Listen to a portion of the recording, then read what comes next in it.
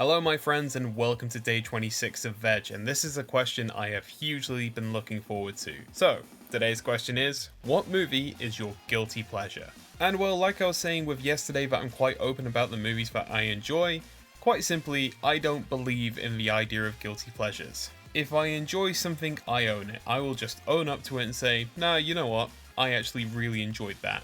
Basically, I have a huge love for a lot of movies that are so bad they're good, and this movie, which I would say is a guilty pleasure I guess, is most definitely one of them.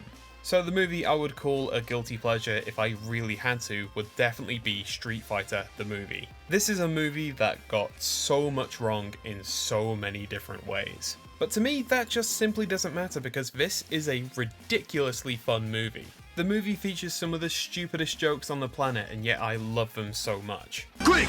Change the channel! Also, the characters couldn't be further from the source material, but in some ways it actually works for the better. Even if casting the muscles from Brussels as the all-American hero is a somewhat questionable choice. Like, it's hard to describe because like I said before, there's so many things wrong with this movie, but the big important thing is it's fun. And speaking of the fun side of things, the funnest thing in that movie to me is most definitely Raul Julia as M. Bison. Raul Julia basically took this villain from the game, which was nothing more than a grumpy man in a hat and a dictator's uniform, and transformed him into one of the most memorable, most hilarious film villains ever. He's a crazy megalomaniac who goes completely over the top, and it works so hilariously well. A good bunch of the comedy factor from this movie most definitely comes from Bison. He also has one of my favourite quotes from any movie. The day Bison graced your village was the most important day of your life. But for me, it was Tuesday.